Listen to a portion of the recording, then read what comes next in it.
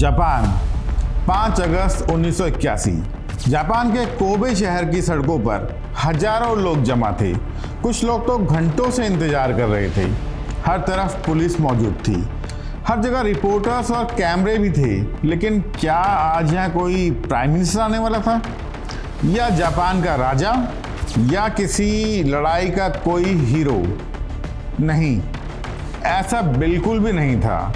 फिर भी पूरा शहर जैसे रुक सा गया था। सड़क के दोनों तरफ खड़े लोग एक अंतिम यात्रा का इंतजार कर रहे थे। उसमें दुकानदार थे, मजदूर थे, परिवार थे और ऐसे लोग भी थे जो रो रहे थे। लेकिन सबसे हैरान करने वाली बात कुछ और थी। इस अंतिम यात्रा में सिर्फ आम लोग ही नहीं आए थे। यहाँ जापान के हर बड़े याकुजा संगठन के सरगना मौजूद थे।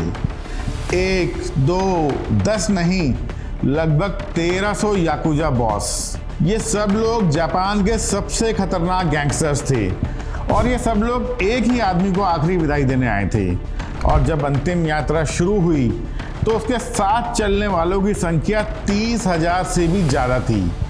अब सवाल ये था कि ये मरने वाला आदमी आखिर था कौन?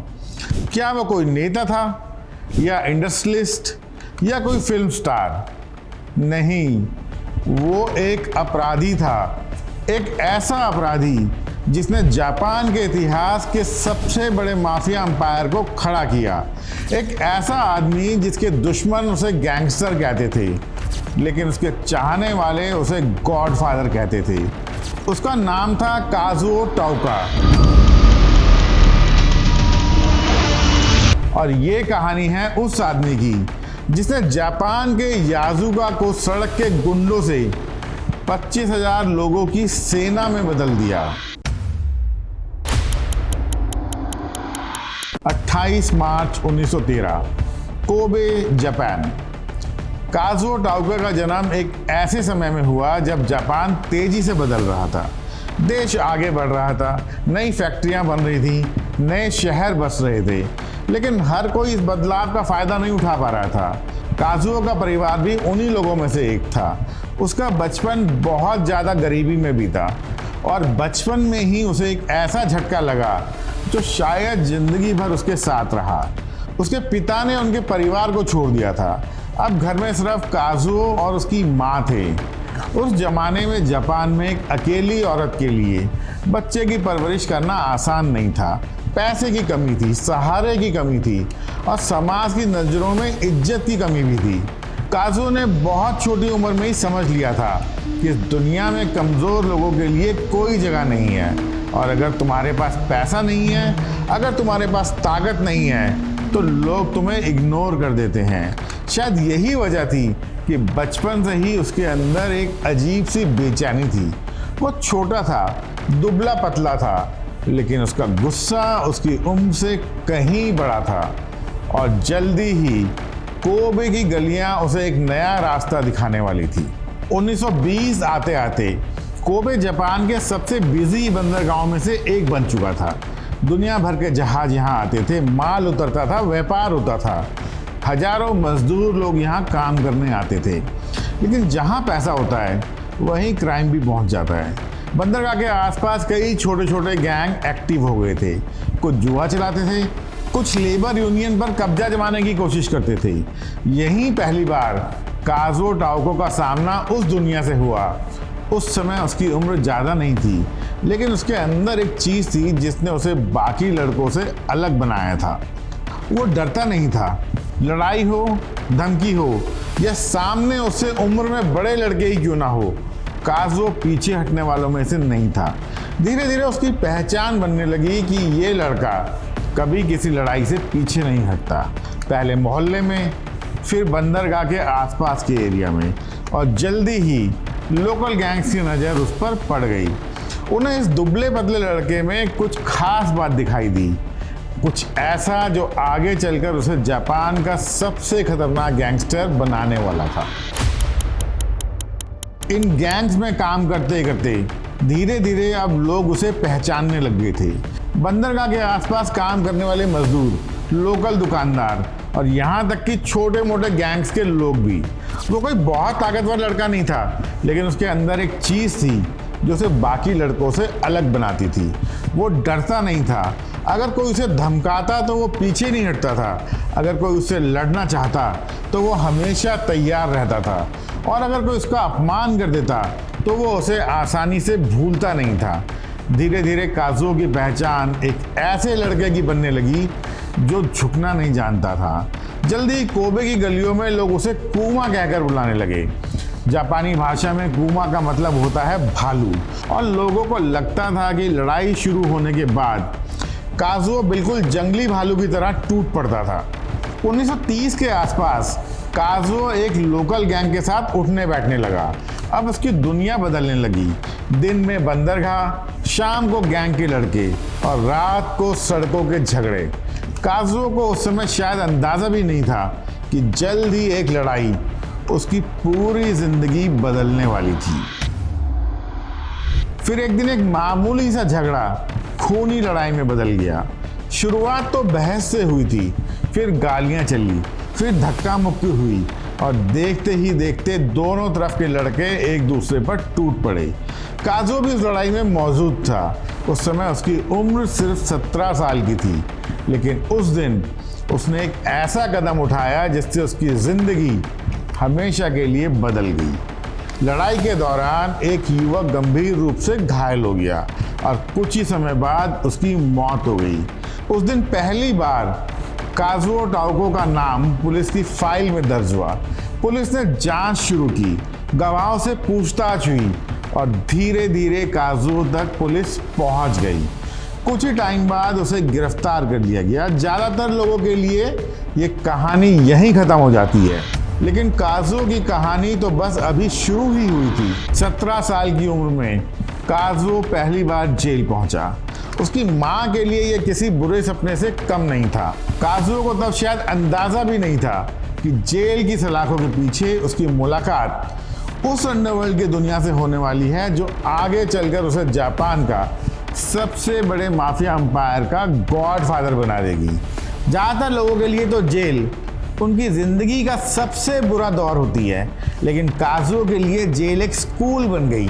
एक ऐसा स्कूल जहाँ किताबें नहीं पढ़ाई जाती थी, जहाँ कानून नहीं सिखाया जाता था, बल्कि अपराध की दुनिया के नियम सिखाए जाते थे।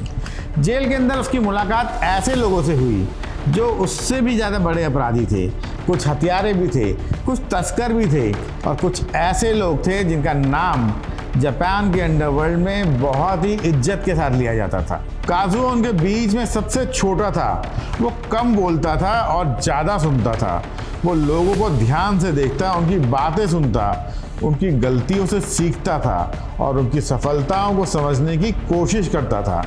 धीरे धीरे जेल के अंदर उसकी एक पहचान एक ऐसे लड़के की बनने लगी जो लड़ सकता था, दर्द को सह सकता था, और सबसे बड़ी बात, जो कभी प्रेशर में नहीं आता था। कई कैदी जेल के अंदर आकर टूट जाते थे, लेकिन काजुओ नहीं टूटा, बल्कि हर गुजरते दिन के साथ वो और मजबूत होता गया। उसी दौरान उसकी नज़र पहली बार जापान की सबसे ताकतवर याकुजा ऑर्गेनाइजेशंस पर पड़ी। उसने देखा कि कैसे कुछ कैदियों को बाकी कैदियों से ज़्यादा इज्जत मिलती है, कैसे उनके लिए लोग खड़े हो जाते हैं, कैसे उनकी बात सुनी जाती थी, और कैसे जेल के अंदर भी उनका असर दिखाई देता था। काजुओ को पहली बार एहसास हुआ कि असली ताकत सिर्फ लड़ाई में नहीं होती, असली ताकत होती है लोगों को अपने पीछे चलाने में, और यहीं से उसके सोचने का तरीका बदलने लगा।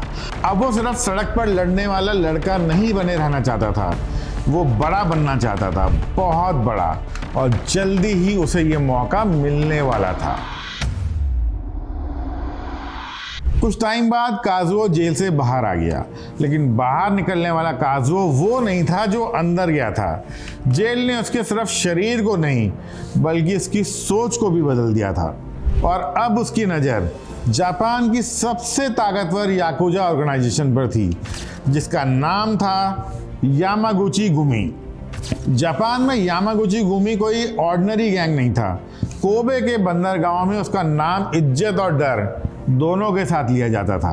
अगर किसी मजदूर को काम चाहिए, किसी व्यापारी को सिक्योरिटी चाहिए या किसी को बंदरगाह के आसपास अपना कारोबार चलाना हो, तो उसका किसी ना किसी तरह से यामागुची गुमी गैंग से पाला पड़ता ही था।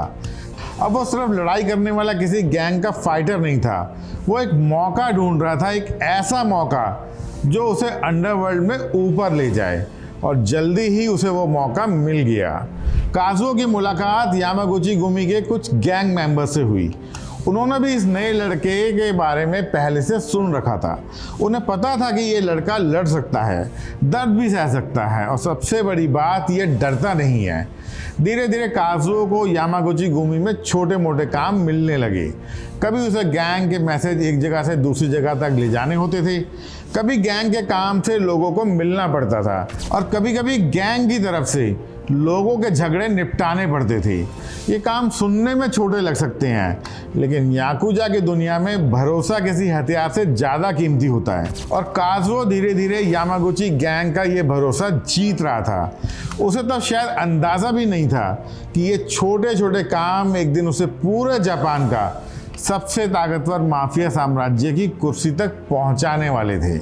यामागुची गुमी में उस दौर में काजुओ जैसे फाइटर होना कोई बड़ी बात नहीं थी। गैंग में ऐसे बहुत लड़के थे जो लड़ सकते थे, मार भी खा सकते थे, और आदेश मिलने पर किसी से भिड़ भी सकते थे।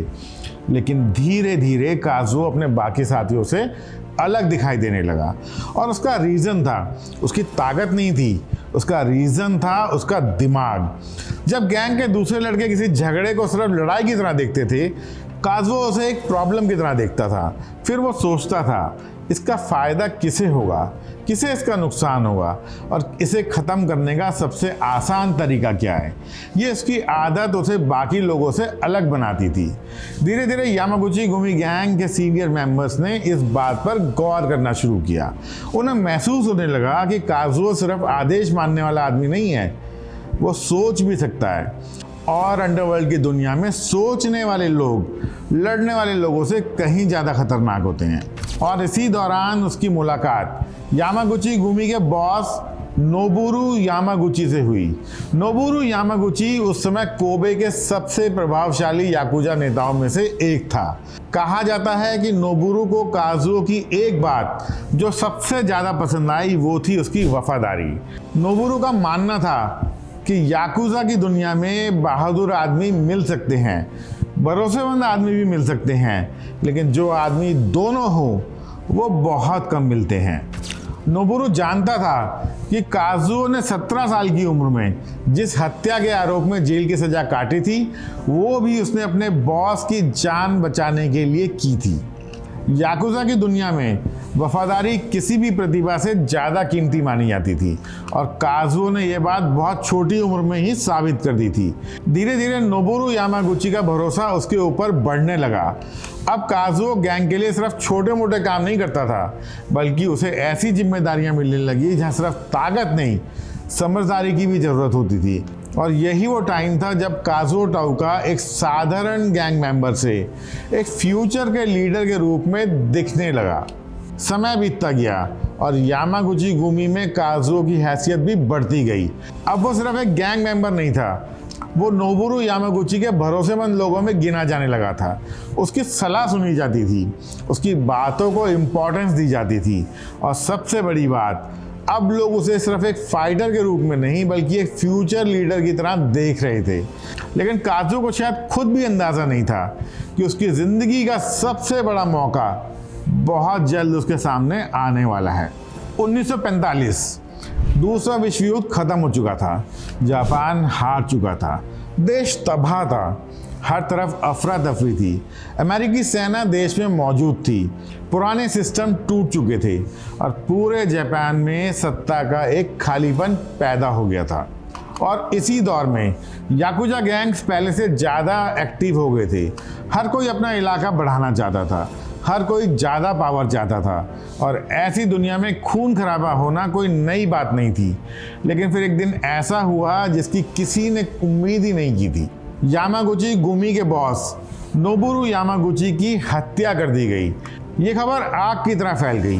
पूरे कोबे में, यामागुची गुमी के दफ्तरों में और जापान के अंडरवर्ल्ड में हर जगह सिर्फ इसी बात की चर्चा थी कि नोबुरू मर चुका है। नोबुरू मर चुका था और उसके साथ ही एक सवाल खड़ा हो गया था कि अब बॉस कौन बनेगा। यामागुची गुमी उस वक्त कोई छोटा मोटा गैंग नहीं था। उसके पास पैसा था, इलाके थे, सैकड़ों आदमी थे और सबसे बड़ी बात उसके पास ताकत थी। ऐसी ताकत जिसे हासिल करने के लिए कई लोग कुछ भी कर सकते थे। गैंग के अंदर कई सीनियर लोग मौजूद थे। कुछ को लगता था कि अब उनकी बारी है। कुछ लोग खुद को बाकी लोगों से ज़्यादा कैपेबल मानते थे। कुछ लोग इंतज़ार कर रहे थे कि हालात किस तरफ जाते हैं। ऐसा लग रहा था कि यामागुची गुमी भी बाकी गैंग्स की तरह अंदरूनी लड़ाई का शिकार हो जाएगा। लेकिन इसी उथल पुथल के बीच एक नाम बार बार सामने आने लगा, काजुओ टाओका। वही लड़का जिसने कभी कोबे की गलियों में लड़ना सीखा था, वही लड़का जो जेल भी गया था, वही लड़का जिस पर नोबुरू यामागुची को सबसे ज़्यादा भरोसा था। लेकिन भरोसा होना और बॉस बन जाना दो अलग अलग बातें थी, क्योंकि असली लड़ाई तो अब शुरू होने वाली थी। नोबुरू यामागुची की मौत के बाद यामागुची गैंग अब एक चौराहे पर खड़ी थी। अगर सही आदमी बॉस बनता तो गैंग और मजबूत हो सकती थी, लेकिन अगर गलत आदमी बॉस बना तो पूरा गैंग टूट भी सकता था। और इसी वजह से गैंग के अंदर मीटिंग्स का दौर शुरू हो गया। सीनियर लोग आपस में बात कर रहे थे। हर कोई हालात को समझने की कोशिश कर रहा था। कुछ लोग चाहते थे कि ऑर्गेनाइजेशन की कमान ऐसे आदमी को मिले जो उम्र में बड़ा हो। कुछ का मानना था कि सबसे पुराने लोगों में से किसी को मौका मिलना चाहिए। और कुछ लोग ऐसे भी थे जो खुद उस कुर्सी पर बैठने का सपना देख रहे थे। ऐसे माहौल में काजुओ सबसे नेचुरल उम्मीदवार नहीं था। वो उम्र में बड़ा नहीं था, वो सबसे पुराना मेंबर भी नहीं था और ना ही उसके पास सबसे ज़्यादा आदमी थे।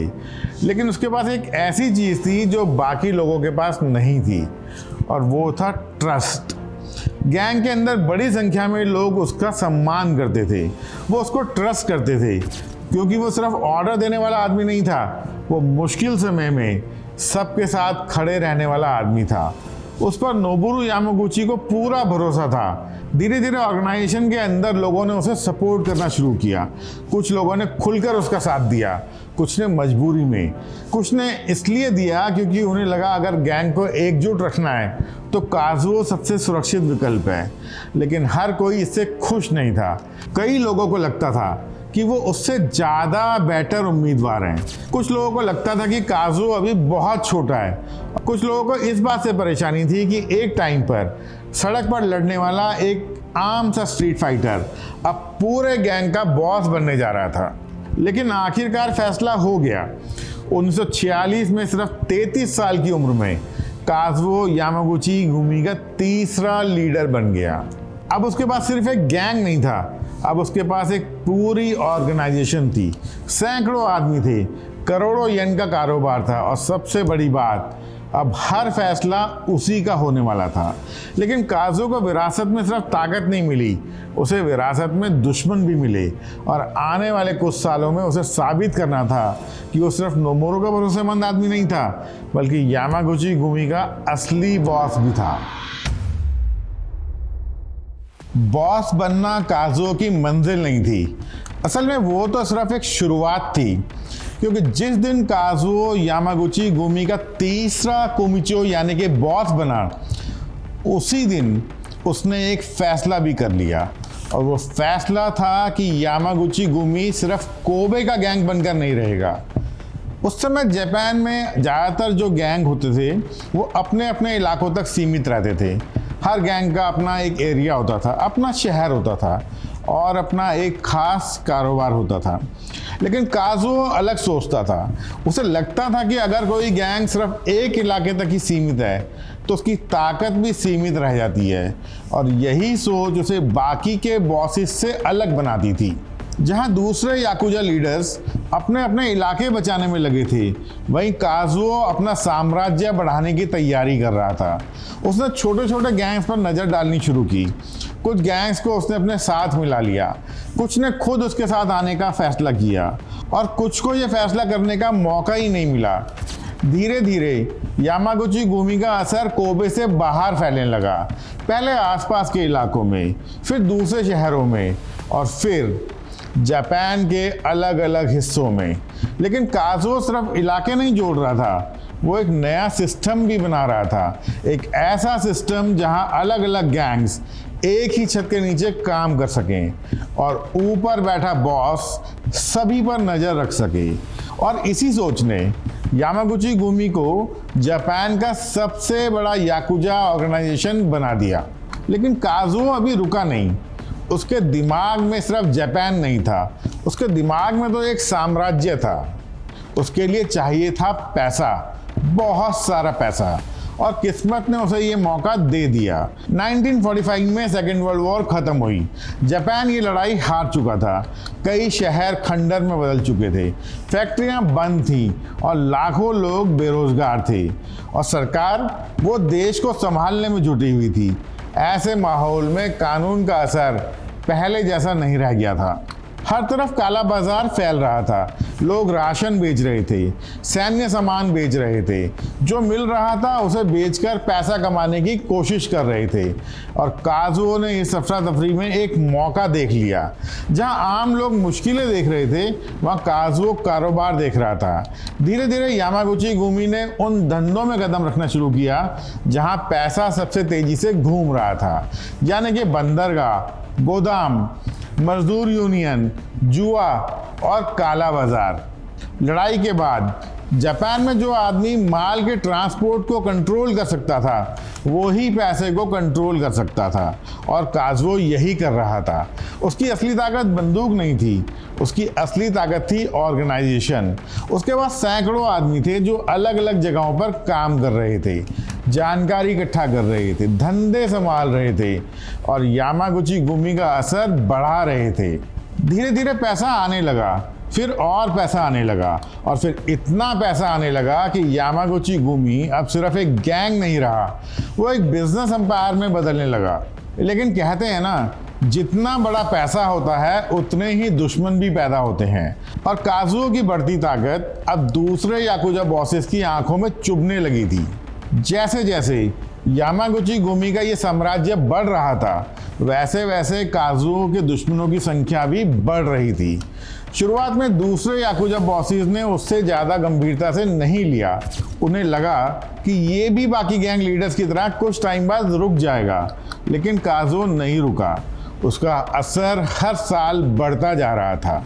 नए इलाके जुड़ रहे थे, नए धंधे जुड़ रहे थे, और सबसे बड़ी बात, नए नए लोग उसके साथ जुड़ रहे थे।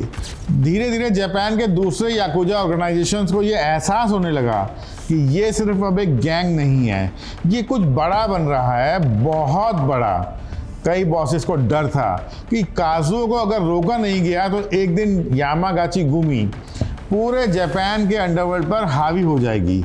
और ये डर बेवजह नहीं था, क्योंकि काजुओ सिर्फ ताकत के दम पर नहीं बढ़ रहा था, वो दिमाग से खेल रहा था। जहाँ ज़रूरत होती वो समझौता करता, जहाँ फ़ायदा होता वो साझेदारी करता, और जहाँ कोई रास्ता नहीं बचता वहाँ वो ताकत का इस्तेमाल करता।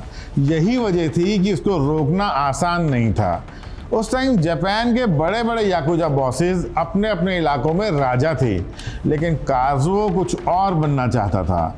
उसे सिर्फ अपना इलाका नहीं चाहिए था, उसे इन्फ्लुएंस चाहिए था पूरे जापान में। और जितनी तेज़ी से उसका इन्फ्लुएंस बढ़ रहा था, उतनी ही तेज़ी से उसके खिलाफ नफरत भी बढ़ रही थी। लेकिन काजुओ को भला इसकी परवाह क्यों होती, क्योंकि उसके पास एक ऐसी चीज़ थी जो उसके ज़्यादातर दुश्मनों के पास नहीं थी। उसकी प्लानिंग एकदम परफेक्ट होती थी, और वो बाकी याकुजा बॉसेस से हमेशा 10 कदम आगे रहता था। अपने प्लान से वो अब यामागुची गुमी को पहले से कहीं ज़्यादा बड़ा बनाने वाला था। काजुओ ने बहुत जल्दी समझ लिया था कि अगर उसे जापान के बंदरगाहों पर कब्जा करना है, तो सिर्फ बंदरगाहों पर कब्जा करने से काम नहीं चलेगा। उसके लिए उसका इन्फ्लुएंस उन लोगों पर होना चाहिए जो वहाँ काम करते हैं, यानी कि इन पोर्ट्स में काम करने वाले मजदूर। और उस दौर में जापान के बंदरगाहों में हजारों मजदूर काम करते थे। जहाज़ से माल उतारना, उन्हें गोदाम तक पहुंचाना, फिर ट्रकों में भरना, सारा काम उन्हीं के हाथों में था। और काजुओ ने एक ऐसी बात समझ ली थी जो उसके कई दुश्मन समझ नहीं पाए। अगर मजदूर तुम्हारी बात सुनते हैं तो पूरा बंदरगाह तुम्हारी बात सुनता है। धीरे धीरे यामागाची गुमी ने मजदूर यूनियनों में अपनी पकड़ बढ़ानी शुरू कर दी। कुछ यूनियंस को उसने सिक्योरिटी दी। इस सब की वजह से काजुओ का इन्फ्लुएंस इन पोर्ट्स पर इतना ज़्यादा बढ़ गया कि उसकी मर्जी के बिना वहाँ काम होना मुश्किल हो गया। इसका फ़ायदा भी उसे जल्दी दिखाई देने लगा। जहाज कब आएगा, माल कहाँ जाएगा, किसे काम मिलेगा और किसे नहीं मिलेगा, ये कई चीज़ें अब काजुओ की ऑर्गेनाइजेशन यामागाची गुमी डिसाइड करने लगी। उनका असर हर चीज़ पर पड़ने लगा और जहाँ असर होता है वहाँ पैसा भी आता है, बहुत सारा पैसा। धीरे धीरे कोबे के बंदरगाह काजुओ की ताकत का सबसे बड़ा आधार बन गए। लेकिन लेबर यूनियन उसकी योजना का सिर्फ पहला हिस्सा थी। काजुओ की नज़र अब उन धंधों पर भी थी जहाँ मुनाफा और भी ज़्यादा था, और उनमें से एक धंधा आने वाले कई सालों में यामागाची गुमी के लिए करोड़ों येन कमाने वाला था। वो था ब्लैक मार्केट का धंधा और नशे का कारोबार। सेकेंड वर्ल्ड वॉर के बाद जापान सिर्फ तबाह नहीं हुआ था, उसकी इकोनॉमी पूरी तरह से बिखर चुकी थी। हर तरफ शॉर्टेज थी, खाने की कमी, सामान की कमी, नौकरियों की कमी। लेकिन जहाँ कमी होती है ब्लैक मार्केटिंग वहीं पैदा होती है, और जहाँ काला बाजार होता है वहाँ ऑर्गेनाइज क्राइम पहुँच जाता है। काजुओ इस बात को अच्छी तरह समझता था। उसे पता था कि अगर यामागाची गुमी को नेक्स्ट लेवल पर ले जाना है तो सिर्फ बंदरगाहों और मजदूर यूनियनों से काम नहीं चलेगा। उसे ऐसे धंधे में उतरना होगा जहां मुनाफा कई गुना ज़्यादा हो, और उन्हीं धंधों में से एक था नशे का कारोबार। उस दौर में जापान में मेथाम्फेटामाइन नाम की एक स्टिमुलेंट ड्रग तेज़ी से फैल रही थी। लड़ाई के दौरान इसका इस्तेमाल सैनिकों को लंबे समय तक जागते रखने के लिए किया जाता था, लेकिन लड़ाई ख़त्म होने के बाद उसकी बहुत बड़ी मात्रा बाजार में पहुंच गई और अचानक उसकी डिमांड बढ़ने लगी। काजुओ ने इसमें एक बड़ा मौका देखा। जहां सरकार इसे प्रॉब्लम मान रही थी वहां अंडरवर्ल्ड इसे बिजनेस मान रहा था। धीरे धीरे यामागाची गुमी ने इस धंधे में अपनी मौजूदगी बढ़ानी शुरू कर दी और पैसा पहले से भी कहीं तेज़ी से आने लगा। अब सिर्फ बात हजारों येन की नहीं थी, अब बात लाखों येन की थी, और इसी पैसे ने काजुओ को वो ताकत दी जो उससे पहले बहुत कम याकुजा बॉसेस के पास थी। अब वो नए लोगों को आसानी से जोड़ सकता था, नए कारोबार शुरू कर सकता था, नए शहरों में अपना असर फैला सकता था, और सबसे बड़ी बात, वो अपने दुश्मनों से कहीं ज़्यादा तेज़ी से आगे बढ़ सकता था। धीरे धीरे यामागाची गुमी का नाम कोबे से निकलकर पूरे जापान में फैल गया। अब ये सिर्फ एक गैंग नहीं था, ये एक ऐसी मशीन बन गई थी जो हर साल पहले से ज़्यादा बड़ी होती जा रही थी। लेकिन जितनी तेज़ी से काजुओ ऊपर उठ रहा था, उतनी ही तेज़ी से जापान की सरकार भी याकुजा की बढ़ती ताकत को नोटिस करने लगी थी, और जल्द ही काजुओ को सिर्फ अपने दुश्मनों से नहीं बल्कि जापान की सरकार से भी निपटना था। जितना बड़ा यामागाची गुमी का साम्राज्य होता जा रहा था, उतनी ही बड़ी एक नई प्रॉब्लम पैदा हो रही थी। इतने सारे लोग, इतने सारे शहर, इतने सारे धंधे, आखिर इन्हें चलाए कैसे? काजुओ समझ चुका था कि अगर हर छोटे बड़े फैसले के लिए लोग कोबे की तरफ देखेंगे तो ऑर्गेनाइजेशन ज़्यादा दिन तक नहीं चल पाएगी। उस समय ज़्यादातर याकुजा गैंग्स का तरीका बहुत सीधा होता था। बॉस सबसे ऊपर होता था, वही फैसले करता था, वही सारे डिस्प्यूट संभालता था, वही कारोबार संभालता था, और उसी का आदेश आखिरी आदेश होता था। जब तक गैंग छोटी हो ये तरीका काम करता है, लेकिन जैसे जैसे ऑर्गेनाइजेशन बड़ी होती जाती है वैसे वैसे ये प्रॉब्लम्स बढ़ने लगती हैं। अगर किसी दूसरे शहर में कोई विवाद हो जाए तो फैसला कौन करेगा? अगर कोई नया कारोबार शुरू करना हो तो उसे कौन संभालेगा? बॉस तो हर जगह मौजूद नहीं हो सकता, तो उसके आदेश कौन लागू करेगा? काजुओ ने समझ लिया था कि अगर उसे यामागाची गुमी को पूरे जापान में फैलाना है तो उसे एक अंडरवर्ल्ड की दुनिया में कुछ अलग करना होगा। इसलिए उसने अपना एक नया सिस्टम बनाया। उसने अपने सबसे भरोसेमंद लोगों को बड़ी जिम्मेदारियां देनी शुरू की। हर इलाके में अपना एक अलग लीडर, हर लीडर के नीचे उसके आदमी, और हर आदमी को पता हो कि उसे किसे जवाब देना है। अब हर छोटी बात के लिए कोबे या काजुओ के पास आने की ज़रूरत नहीं थी। लोकल लीडर अपने फैसले खुद ले सकते थे, लेकिन साथ ही उन्हें यामागाची गुमी के रूल्स फॉलो करने होते थे। इससे संगठन पहले से कहीं ज़्यादा तेज़ी से आगे बढ़ने लगा। अब यामागाची गुमी सिर्फ एक गैंग नहीं रह गया, ये एक ऑर्गेनाइजेशन बन गया, लगभग किसी कॉरपोरेट कंपनी की तरह। फर्क सिर्फ इतना था कि जहां कंपनी कानून के दायरे के अंदर रहकर काम करती हैं, वहां यामागाची गुमी कानून के बाहर काम करती थी। और शायद यही काजुओ की सबसे बड़ी ताकत भी थी। जहां दूसरे याकुजा बॉसेस सिर्फ अपने इलाके चला रहे थे, वहीं काजुओ एक ऐसा सिस्टम बना रहा था जो उसके बिना भी चल सकता था। और यही सिस्टम आने वाले सालों में यामागाची गुमी को जापान के इतिहास का सबसे बड़ा याकुजा ऑर्गेनाइजेशन बनाने वाला था। याकुजा का नया सिस्टम काम कर रहा था और उसका रिजल्ट भी साफ दिखाई दे रहे थे। जहां कभी यामागाची गुमी सिर्फ कोबे तक सीमित थी, अब उसके मेंबर्स जापान के अलग अलग शहरों में दिखाई दे रहे थे। Osaka, Kyoto, Nagoya, Tokyo. धीरे धीरे यामागाची गुमी का नाम पूरे देश में फैलने लगा, और उसके साथ ही काजुओ टाकुओ का नाम भी। उस समय जापान के अंडरवर्ल्ड के लोग एक बात कहने लगे कि अगर किसी गैंग को बड़ा बनना है तो उसे काजुओ की तरह सोचना होगा। काजुओ अब सिर्फ एक गैंग का बॉस नहीं था, वो अब एक ऐसा आदमी बन चुका था जिसकी रणनीति उसके दुश्मन भी स्टडी करते थे। कई छोटे छोटे याकुजा संगठन खुद यामागाची गुमी के साथ जुड़ना चाहते थे। उन्हें पता था कि अकेले रहकर वो उतनी तेजी से आगे नहीं बढ़ पाएंगे, और हर नई ऑर्गेनाइजेशन के साथ में जुड़ने से काजुओ की ताकत और बढ़ती जा रही थी। लेकिन उसके लिए सबसे बड़ी जीत सिर्फ पैसा नहीं थी, सबसे बड़ी जीत थी इन्फ्लुएंस। अब जापान के हर हिस्से में यामागाची गुमी का नाम सुनकर लोग समझ जाते थे कि यहाँ काजुओ का असर है। और यही वो चीज़ थी जो दूसरे याकुजा बॉसेस को सबसे ज़्यादा परेशान करती थी, क्योंकि पैसा तो फिर भी कमाया जा सकता था, नए आदमी भर्ती किए जा सकते थे, लेकिन इन्फ्लुएंस वो तो सालों में बनता है, और काजुओ अब वही बना रहा था। धीरे धीरे जापान के अंडरवर्ल्ड में एक नई हकीकत जन्म ले रही थी। यामागाची गुमी अब सिर्फ एक गैंग नहीं था, वो जापान की सबसे बड़ी ताकतवर याकुजा शक्ति बनती जा रही थी। लेकिन जितनी तेजी से काजुओ का नाम फैल रहा था, उतनी ही तेजी से उसके दुश्मनों की बेचैनी भी बढ़ रही थी। क्योंकि अब सवाल ये नहीं था कि काजुओ कितना बड़ा बनेगा, सवाल ये था कि उसे रोकेगा कौन।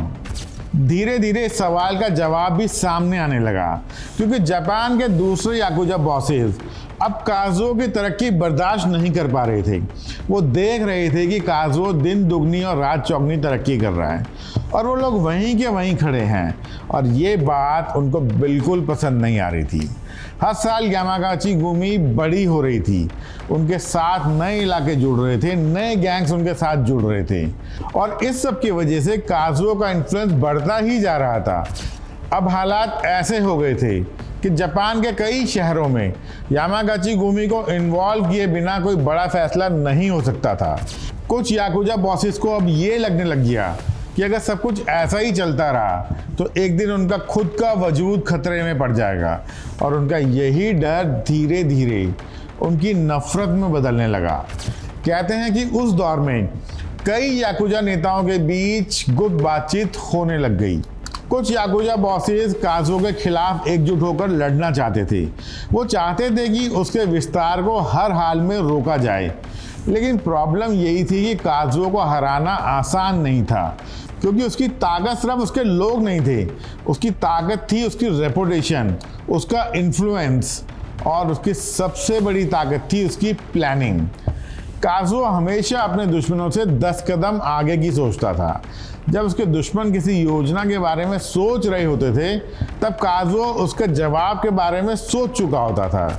यही बात थी कि इतने सालों में आज तक कोई भी याकुजा गैंग उसे कुछ नुकसान नहीं पहुंचा पाया। इसका मतलब ये नहीं था कि कोशिश नहीं की गई, कोशिश हुई, बार बार हुई, और हर बार फेल हो गई। काजुओ की रेपुटेशन बढ़ती ही गई। धीरे धीरे जापान के अंडरवर्ल्ड में एक नई इमेज बनने लगी। लोग उसे सिर्फ बॉस नहीं कहते थे, लोग उसे स्ट्रैटेजिस्ट कहने लग गए। एक ऐसा आदमी जो बंदूक से कम और दिमाग से ज़्यादा लड़ता था। लेकिन अंडरवर्ल्ड की दुनिया में चाहे तुम कितने भी समझदार क्यों ना हो, एक सच कभी नहीं बदलता। हर राजा के दुश्मन होते हैं और हर साम्राज्य के खिलाफ कभी ना कभी विद्रोह जरूर होता है। काजुओ के साथ भी यही होने वाला था। बहुत जल्द उसके सामना एक ऐसे दुश्मन से होने वाला था जो सिर्फ उसका कारोबार नहीं, उसकी जान भी लेना चाहता था। लेकिन काजुओ को तब तक अंदाज़ा नहीं था कि आने वाले कुछ सालों में एक आदमी उसे मारने के इतना करीब पहुंच जाएगा कि पूरा जापान यही मान बैठेगा कि काजुओ की कहानी ख़त्म हो चुकी है। काजुओ को तब तक अंदाज़ा नहीं था कि उसके खिलाफ राइवल याकुजा बॉसेस की नफरत इतनी बढ़ गई थी कि वो उसके खिलाफ योजनाएं भी बना रहे थे। जापान के अलग अलग हिस्सों में कुछ याकुजा बॉसेस अब एक ही सवाल पूछ रहे थे कि अगर काजुओ को रोका नहीं जा सकता तो क्या उसे रास्ते से हटाया जा सकता है। शुरुआत में ये सिर्फ एक विचार था, फिर ये विचार कुछ लोगों के बीच डिस्कशन बन गई और ये डिस्कशन धीरे धीरे साजिश में बदलने लगी। काजुओ के साथ इनकी सबसे बड़ी प्रॉब्लम यही थी कि वो हर साल और ताकतवर होता जा रहा था। उसके पास इन सबसे ज़्यादा आदमी थे, ज़्यादा पैसा था, ज़्यादा इन्फ्लुएंस था और सबसे बड़ी बात, उसके पास पूरे जापान में फैला हुआ एक नेटवर्क था। उसका मुकाबला करना हर साल मुश्किल होता जा रहा था। कुछ याकुजा नेताओं को तो लगने लगा कि अगर उन्होंने कुछ साल और इंतज़ार किया तो तब तक बहुत देर हो जाएगी। उन दिनों जापान के अंडरवर्ल्ड में एक और नाम तेजी से चर्चा में आने लगा। ये एक ऐसा आदमी था जो काजुओ से नफरत करता था और जो मानता था कि यामागाची गुमी का एक्सपेंशन उसके अपने भविष्य के लिए खतरा है। धीरे धीरे उस आदमी और उसके समर्थकों ने एक फैसला किया, काजुओ को रोका जाएगा और अगर ज़रूरत पड़ी तो हमेशा के लिए रास्ते से हटा दिया जाएगा। लेकिन काजुओ अभी भी अपने साम्राज्य को बढ़ाने में व्यस्त था। उसे नहीं पता था कि कहीं कोई उसकी हर गतिविधि पर नज़र रखे हुए है, उसके आने जाने का रास्ता देख रहा है, उसकी आदतों को समझ रहा है और सही मौके का इंतज़ार कर रहा है। एक ऐसा मौका जो जापान के अंडरवर्ल्ड का इतिहास बदल सकता था। किसी भी साजिश को अंजाम देने के लिए सिर्फ नफरत काफ़ी नहीं होती, हिम्मत भी चाहिए होती है। और जापान के अंडरवर्ल्ड में ऐसे बहुत कम लोग थे जो काजुओ को चुनौती देने की हिम्मत रखते थे, क्योंकि उस टाइम तक यामागाची गुमी बहुत पावरफुल बन चुकी थी। काजुओ उस पावर का प्रतीक था, यामागाची गुमी की ताकत का प्रतीक। शायद यही वजह थी कि ज़्यादातर लोग उससे टकराने से पहले 2 बार सोचते थे। लेकिन हर रूल का एक एक्सेप्शन होता है और काजुओ के लिए वो एक्सेप्शन अब सामने आने वाला था। उन दिनों अंडरवर्ल्ड में एक नाम तेजी से उभर रहा था, एक ऐसा आदमी जो खुद को किसी से कम नहीं मानता था। उसकी अपनी ताकत थी, अपने आदमी थे और उसकी अपनी खुद की बहुत बड़ी एम्बिशन थी। और एक चीज़ उसे सबसे ज़्यादा परेशान करती थी कि वो जहाँ भी जाता लोग उसके बारे में कम बात करते और काजुओ के बारे में ज़्यादा बात करते थे। जहाँ भी अंडरवर्ल्ड की चर्चा होती थी वहाँ काजुओ का नाम सुनाई देता था और धीरे धीरे ये बात उसकी ईगो को चोट करने लगी। वो सिर्फ काजुओ से नफरत नहीं करता था, वो उसकी जगह लेना चाहता था और उसके दिमाग में अब एक ही रास्ता बचा था और वो था काजुओ को अगर हरा नहीं सकते तो उसे ख़त्म कर दो। और इसी सोच के साथ उसने अपनी ज़िंदगी का सबसे खतरनाक फैसला किया, काजुओ की हत्या करने का फैसला। उधर दूसरी तरफ काजुओ अपनी ज़िंदगी के सबसे सफल दौर में था। यामागाची गुमी लगातार बढ़ते ही जा रही थी, नए संगठन उसके साथ जुड़ रहे थे, नए शहर उसके इन्फ्लुएंस में आ रहे थे और हर गुजरते साल के साथ उसकी ताकत पहले से डबल होती जा रही थी। लेकिन अक्सर जब इंसान अपनी सबसे बड़ी सफलता का जश्न मना रहा होता है तभी किस्मत उसके लिए कुछ और तैयारी कर रही होती है। काजुओ के साथ भी कुछ ऐसा ही होने वाला था। एक दिन वो किसी पब्लिक प्रोग्राम में शामिल होने पहुंचा। ऐसे कार्यक्रमों में जाना कोई नई बात नहीं थी। वो अब सिर्फ एक गैंग का बॉस नहीं था। जापान में उसकी पहचान अब एक बड़े नेता की तरह हो चुकी थी। लोग उससे मिलने आते थे, उससे हाथ मिलाते थे और उसके साथ खड़े होकर फोटो खिंचवाते थे। और यही रीज़न था कि उसके आसपास हमेशा लोगों की भीड़ रहती थी। उस दिन भी सब कुछ नॉर्मल दिखाई दे रहा था। लोग आ रहे थे, लोग जा रहे थे, कुछ लोग उससे बातें कर रहे थे, कुछ लोग दूर खड़े होकर उसे देख रहे थे। और काज़ुओ हमेशा की तरह निश्चिंत था। उसे क्या पता था कि उस भीड़ में एक ऐसा आदमी मौजूद है जो उससे हाथ मिलाने नहीं आया। वो आदमी तो अपना मिशन पूरा करने के लिए सही मौके का इंतज़ार कर रहा था और फिर उस आदमी को वो मौका मिल गया। वो भीड़ से तेज़ी से आगे बढ़ा। शुरुआत में किसी को कुछ अजीब नहीं लगा। ऐसे प्रोग्राम में लोग अक्सर काज़ुओ के करीब आने की कोशिश करते थे, लेकिन अगले ही पल सब कुछ बदल गया। अचानक उस आदमी ने अपने कपड़े के अंदर हाथ डाला और इससे पहले कि कोई कुछ समझ पाता उसने काज़ुओ पर हमला कर दिया। कुछ सेकंड के लिए पूरा माहौल जैसे जम सा गया। किसी को भी समझ में नहीं आया कि अभी अभी यहाँ क्या हो गया। फिर चारों तरफ अफरा तफरी मच गई। लोग चीखने लगे। सुरक्षाकर्मी हमलावर की तरफ बढ़े और काज़ुओ जमीन पर गिर चुका था। उसके पूरे कपड़े खून से भीगे हुए थे। चारों तरफ भगदड़ मच गई और पहली बार जापान के अंडरवर्ल्ड ने एक ऐसा सीन देखा जिसकी किसी ने कल्पना भी नहीं की थी। काज़ुओ मौत के बेहद करीब पहुंच चुका था। कुछ को लगा कि यामागुची गुमी का साम्राज्य अब बिखर जाएगा और कुछ लोग शायद इसी खबर का इंतजार कर रहे थे। लेकिन कहानी अभी खत्म नहीं हुई। पूरा जापान एक ही सवाल पूछ रहा था, क्या काज़ुओ बचेगा?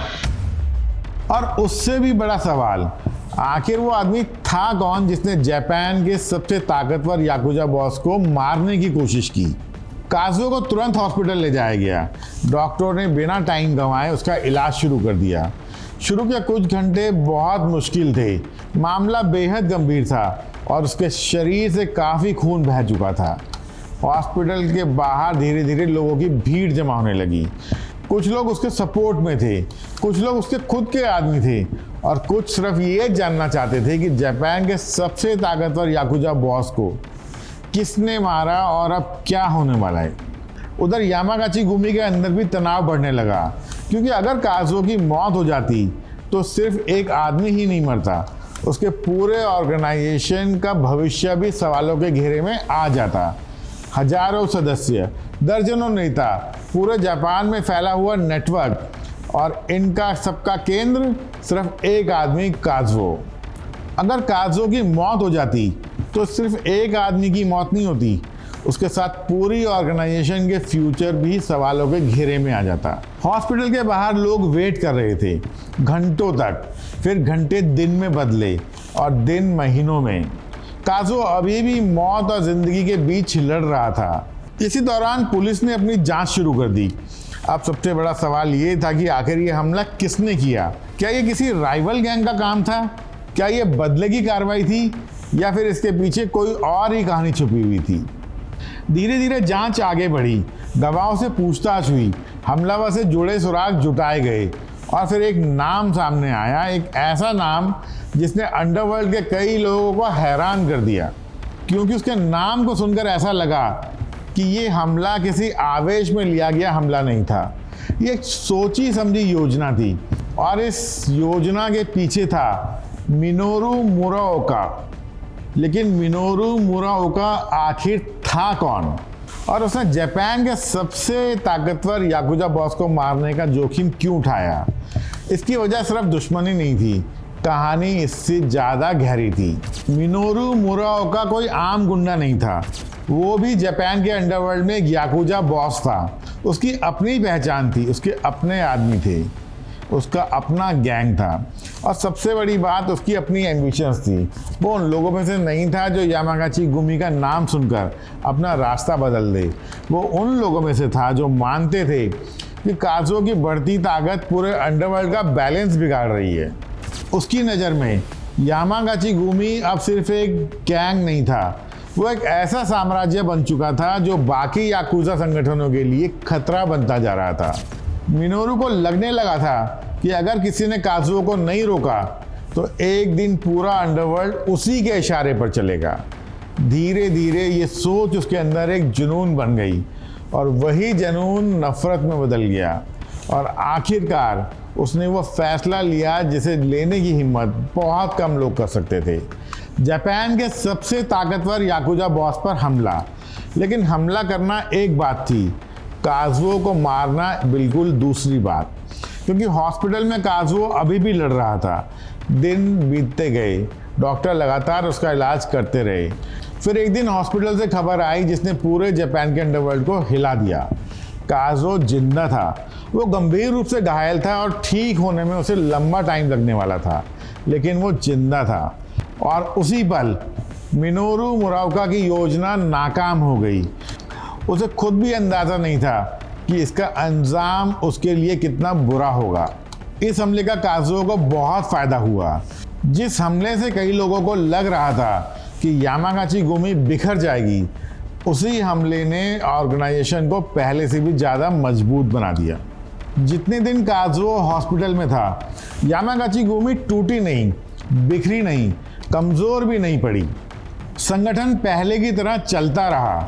लोकल लीडर अपना काम संभालते रहे, कारोबार चलता रहा, डिसीजन होते रहे और पूरे जापान में फैला नेटवर्क पहले की तरह काम करता रहा। तब लोगों की समझ में आया कि काजुओ ने सालों पहले जो सिस्टम बनाया था वो कितना पावरफुल था।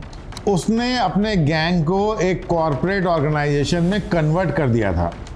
एक ऐसी ऑर्गेनाइजेशन जो अपने बॉस के हॉस्पिटल में होने के बावजूद चल सकती थी।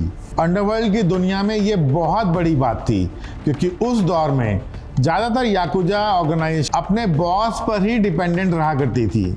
अगर बॉस को कुछ हो गया तो पूरा संगठन हिल जाता था।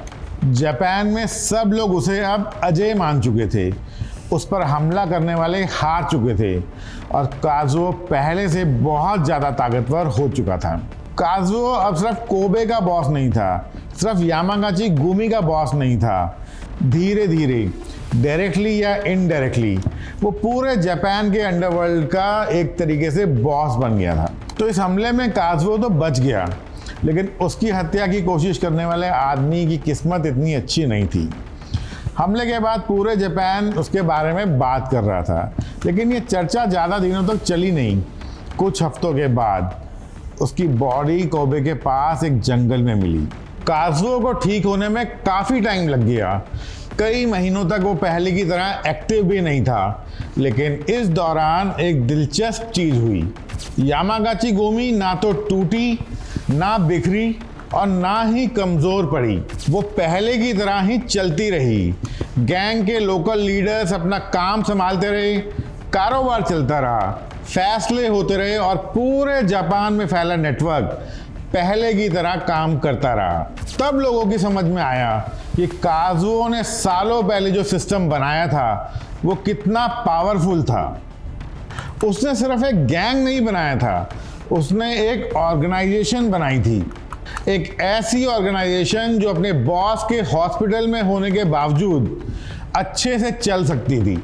अंडरवर्ल्ड की दुनिया में ये एक बहुत बड़ी बात थी। धीरे धीरे वो पूरे जापान के अंडरवर्ल्ड का सबसे इन्फ्लुएंशियल आदमी बन गया। उसकी बनाई हुई यामागाची गुमी जापान का सबसे बड़ा माफिया संगठन बन चुकी थी और काजुओ टाओका उस संगठन का सबसे पावरफुल बॉस। 5 अगस्त 1981 को काजुओ इस दुनिया को अलविदा कह गया, लेकिन उसकी अंतिम यात्रा ने एक बात साफ कर दी। जापान के अंडरवर्ल्ड में उसकी जगह कोई नहीं ले पाया। दोस्तों, आपकी नज़र में काजुओ क्या था? एक अपराधी, एक माफिया बॉस या एक ऐसा लीडर जिसने जापान के अंडरवर्ल्ड को हमेशा के लिए बदल दिया? अपनी राय कमेंट सेक्शन में ज़रूर बताइए। अगर आपको ये कहानी पसंद आई हो तो वीडियो को लाइक कीजिए, चैनल को सब्सक्राइब कीजिए और बेल आइकन दबाना मत भूलिए। मैं मिलता हूँ आपसे एक और ऐसी दिलचस्प कहानी के साथ। तब तक के लिए मुझे दीजिए इजाज़त। नमस्कार और जय हिंद।